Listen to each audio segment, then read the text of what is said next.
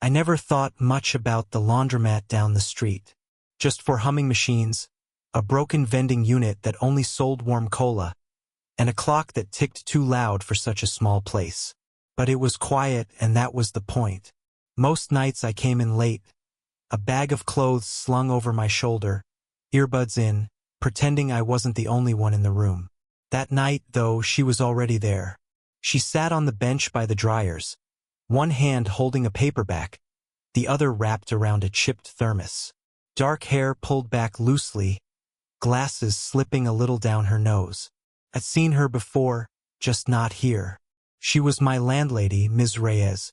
Mid-40s maybe, but she had that sort of steady calm that made her seem untouchable, like the world couldn't rattle her. When I dropped my bag down, the sound made her glance up. Just a second, but enough. Her eyes lingered. I nodded, awkward. Didn't think anyone else came here this late, I said. She gave a small smile, flipping her page without looking down. Machines don't judge when you're behind on laundry. I laughed once, too loud in the quiet. Guess that's true. The silence stretched after that. I pulled out my phone, scrolled through unsent texts still sitting in drafts. To my ex, to a friend I hadn't called back. None of them worth sending. I shoved the phone away and folded a napkin from my pocket into smaller and smaller squares, just to keep my hands moving. Her dryer buzzed. She didn't move right away, kept reading until the page ended, then set the book gently on her lap. She walked past me, close enough that I caught the faint scent of soap and coffee. She tugged her clothes out and stuffed them into a canvas bag. I looked up before I could stop myself. She noticed. "You stare like you're memorizing something," she said, not unkindly. Heat rushed to my face. "Sorry. Just your book. What is it?" She held it up. "The remains of the day. Old. Slow. I like it that way." I nodded, though I'd never read it. Something about the way she said slow made me swallow hard. When my machine finally stopped, she was still there, waiting. I dumped my clothes onto the folding table, clumsy, socks rolling to the floor. She bent, picked one up, brushed it off, and handed it back without meeting my eyes. Her hand was steady. Mine wasn't. "Thanks," I mumbled. She half smiled again. "You always do your laundry on Tuesdays?" "Mostly." "Why?" "Then I'll see you next week." She tucked the book under her arm and headed out, pushing the glass door open with her shoulder. The cold air rushed in briefly before it closed behind her. I stood there longer than I should have, folding the same shirt twice, my chest tight with something I couldn't name. When I finally packed up and walked home, the porch light of her house was still on. My phone buzzed as I stepped inside. A message from her. "Don't tell anyone about tonight." I stared at the screen, thumb hovering. My heart felt louder than the machines had. Finally, I typed back, "Your secret's safe with me," and hit send. The following Tuesday, I didn't even try to pretend I wasn't waiting for it. I told myself I was just doing laundry like always, but my eyes kept flicking toward the door before it even made sense to. She came in late again, balancing her canvas bag on her hip. This time, though, she set down 2 cups on the bench, one for herself, one sliding slightly toward me. Steam curled from both. "Tea," she said simply. I nodded, taking it. Too hot to drink, so I just held it, warming my hands. "Thanks." She shrugged, settling in beside me. Laundry's easier with something warm. For a while, the machines filled the silence. My phone buzzed in my pocket, but I didn't look. She noticed, I think, but didn't ask. Instead, she spoke, her voice softer than before. "I used to come here with my daughter. When she was little, she'd sit right there, swinging her legs, asking if the clothes were dizzy inside the dryer." She smiled faintly at the memory. "Now she's at university. Doesn't even call me unless she needs something." I glanced at her. The lines near her eyes caught the light, the kind that form from both smiles and worries. "That must feel strange. Quiet. I mean, She sipped her tea, not answering right away. Quiet can be unbearable sometimes. Something in me shifted at that, because I knew what she meant. The quiet in my own apartment pressed in some nights, making me reach for texts I never sent. I wanted to say that, but the words stayed stuck. Instead, I asked, "Do you ever regret it? The choices that led to now?" Her hand tightened slightly on the cup. Everyone has regrets. Mine just stay with me longer than I'd like. I wanted to ask more, but I saw the way her eyes drifted away, the way her lips pressed together, like a line had been drawn invisible between us. So I stayed quiet. Later, when my dryer buzzed, I bent to gather my shirts. One slipped from my arm, falling at her feet. She bent at the same time, fingers brushing mine as she picked it up. Neither of us pulled back quickly. Her hand lingered for a second too long, fabric between us. She looked at me then. Steady, unreadable, but not cold. "You're too young to understand regrets," she said. A soft laugh followed, but it didn't quite erase the weight in her tone. I tried to smile. Maybe, or maybe I've just started early. Her gaze held mine a fraction longer than necessary. Then she let the shirt fall gently into my arms. That night, as I lay in bed, I couldn't stop replaying that moment. The way her hand felt warm, deliberate. I don't know why that moment stayed with me. Maybe because it felt like someone finally saw me. The third Tuesday, I almost convinced myself not to go. Almost. But I did. My clothes didn't really need washing. Still, I walked down with the bag slung over my shoulder like it was an excuse. She was already there, leaning against the folding table, her book unopened this time. Just a thermos, both hands wrapped around it, eyes somewhere far off. "Evening," I said, setting my bag down. My voice sounded too casual, too practiced. She looked up. For a moment, no smile. Then the smallest one. "You're here." Something in her tone. Surprise, maybe? Or relief? Couldn't tell. I loaded the machine. Coins clinked. The hum started. The silence after that was heavier than before, not comfortable like the last time. Finally, I said, "Long day." She nodded, then shook her head. "Just complicated." I wanted to ask, but she pressed the thermos lid tighter, as if sealing the words inside. We sat side by side. My knee bounced. Her fingers tapped the metal lid in a rhythm that didn't match the machine's. Closed but not touching. Then the door opened. Mr. Cruz, one of the older tenants, shuffled in with his laundry bag. He glanced between us, eyebrows lifting just slightly. A pause that lasted too long. "Evening," he said, to both of us. I muttered something back. She nodded politely, shifting just a little farther from me. That inch felt like miles. While he busied himself with his machine, I whispered, "Does it matter if he sees us here?" Her eyes darted toward him, then back to me. "It matters if people start wondering why." I looked down at my hands. "We're just doing laundry." She exhaled, almost a laugh, but not quite. "That's what makes it dangerous." The words lodged in my chest. When Mr. Cruz finally left, muttering about detergent prices, the air between us shifted again, like something had been pulled tight and then snapped back. She picked at the sleeve of her sweater. "You should be careful, you know. People talk." "I don't care what people say." The words came out before I could stop them. Too sharp. She froze, looked at me, then away. "But I do." The machines clicked. One stopped. Neither of us moved. I stood, pulling out my damp clothes just to have something to do. She joined me, wordless, helping fold without being asked. Her hands brushed mine again, once, twice. Too much to be an accident. Too little to call it deliberate. When we reached for the same shirt, our hands stayed there. Both of us holding the fabric, neither letting go. I swallowed. "If things were different." The sentence died in my throat. Her eyes lifted. Close. Too close. For a second, half a breath, everything tilted. The hum, the quiet, the air. A line nearly crossed. Then she pulled her hand back. Slow, careful. Don't, she said softly. Not angry, not warning, just pleading.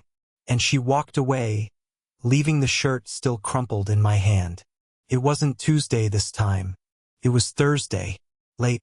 I'd gone out to throw the trash, but she was on the porch steps, sweater wrapped around her, a half-finished mug of tea balanced beside her. The street was hushed, just a single lamp humming overhead. She looked up when I passed. Couldn't sleep either? I hesitated. Yeah, something like that. I should have gone back inside. But I sat down, leaving just enough space between us for her mug. The wooden step creaked under the weight. For a while we just listened, to the wind through the trees, the faint bark of a dog down the street. I shoved my hands into my pockets. She kept hers folded in her lap, fingers twisting the edge of her sleeve. Finally, she said, "You're quiet tonight." I almost laughed. I'm always quiet. Her eyes slid toward me, steady but unreadable. Not always. The words hung there, and I felt something unravel. "I saw you with someone the other day," I blurted. "At the corner store." Her brow furrowed. "My sister." "Oh." I looked down, heat rising in my face. Stupid. Pointless. But I couldn't stop. For a second I thought, "What?" she asked gently. "That maybe you'd moved on. Or maybe I just imagined this whole thing." Silence. A long one. Then she exhaled, her voice softer than the wind. "You didn't imagine it." The words stopped me cold. But before I could say anything, she added, "And that's exactly the problem." I turned toward her. "Why?" She didn't answer right away. Instead, she stared at her hands, still twisting that sleeve. "Because I'm old enough to know better. Because people already whisper when a woman my age spends too much time with someone younger. Because I'm supposed to be your landlord. Not." She trailed off. "Not what?" I asked. Her jaw tightened. "Not someone you stay up at night thinking about." I swallowed. My throat felt dry. Too late for that. Her gaze snapped to mine. No anger, just something raw, vulnerable. For a moment I thought she'd tell me to leave, to stop, but she didn't. Instead, she whispered, "Do you know how long it's been since someone looked at me like that?" I shook my head, barely breathing. "Too long," she said. Her voice almost broke on it. We sat in that silence, both of us staring straight ahead, as if the street could carry the weight we couldn't say out loud. Then slowly her hand shifted on the step. Closer, not touching, just near enough that I could feel the warmth bleeding across the gap. I wanted to close it. God, I wanted to. My hand twitched in my pocket. But I froze, because she turned to me, eyes searching, holding me in that fragile pause, and asked the question that split everything open.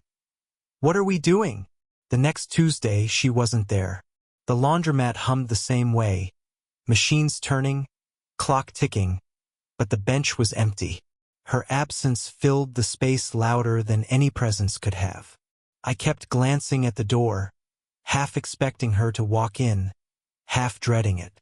She didn't. By the time my dryer buzzed, I was folding slower than usual, just dragging it out. Still nothing. Back at the apartment, the light on her porch was off. First time in weeks. The silence pressed harder that night. 2 days later, I saw her in the yard, carrying groceries from her car. I almost offered to help, but something about the way she moved, brisk, contained, no pauses, made me stop at the window instead, watching like I wasn't supposed to. When she glanced up, our eyes met. Just for a second. No smile. No nod. She turned away first. That cut deeper than I wanted to admit. I started making excuses not to go to the laundromat. I told myself I'd wait until the basket was really full, or use the machine upstairs instead. I told myself I didn't care. But then one evening, walking past her door, I heard voices. Not loud, just muffled. A man's laugh. Her lower reply. I froze there, pretending to fix the strap of my bag, listening, and hating myself for listening. When the door finally opened, it was just her and a man about her age, holding the empty thermos she always carried. He smiled politely as they walked out together.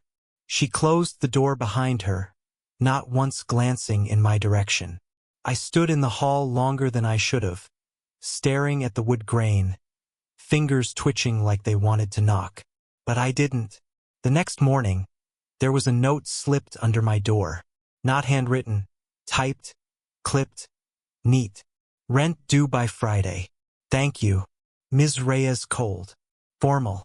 Like the walls had been rebuilt overnight.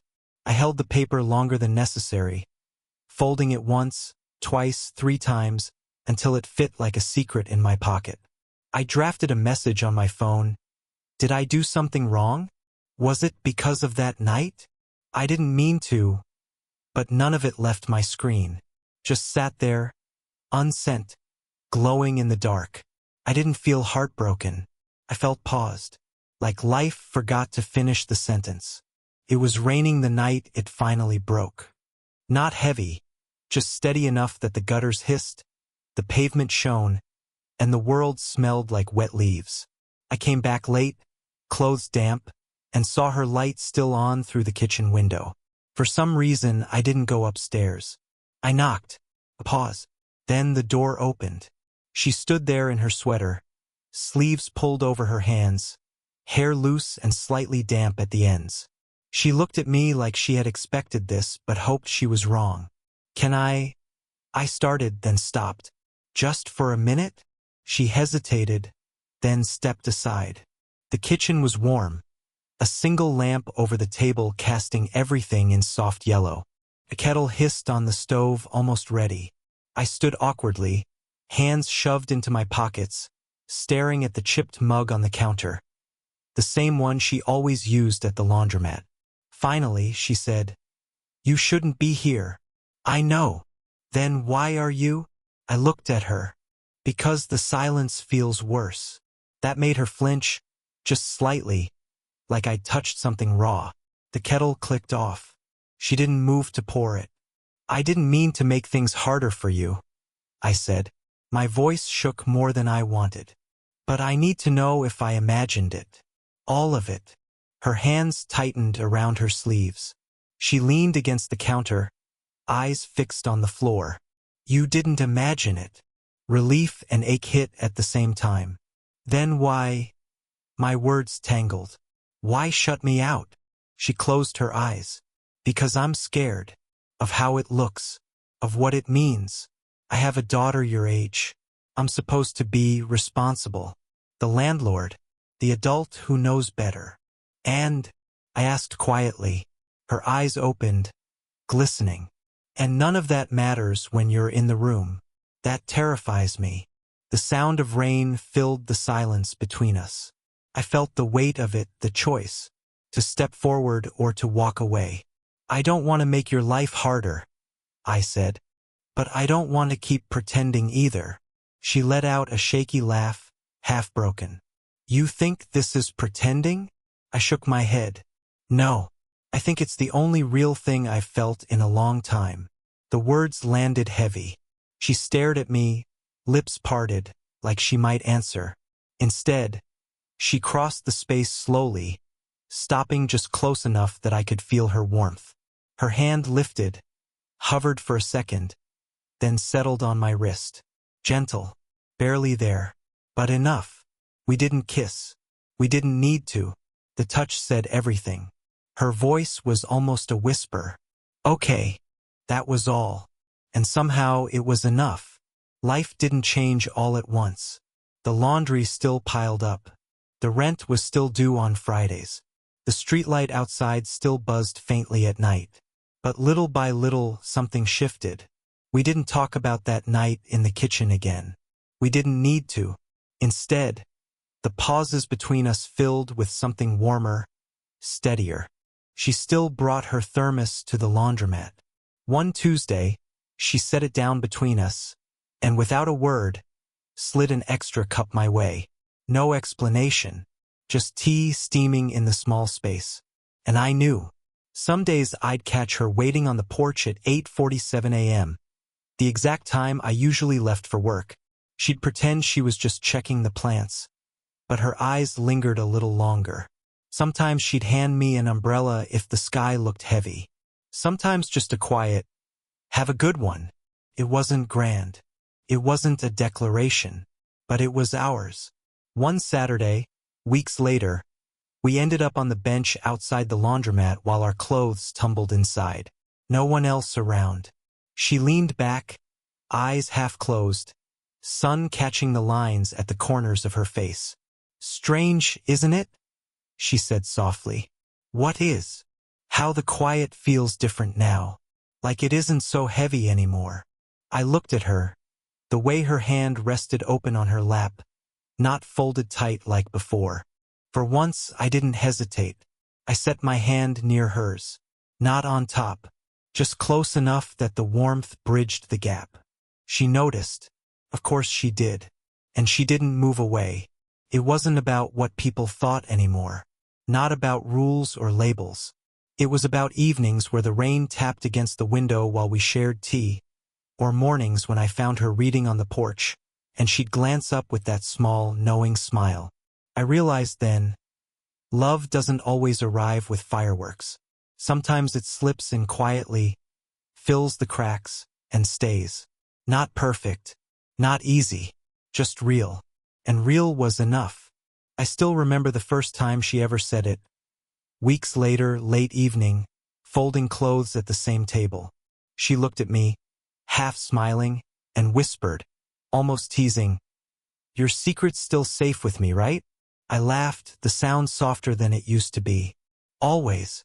And for the first time, I believed it wasn't a secret anymore. Just ours.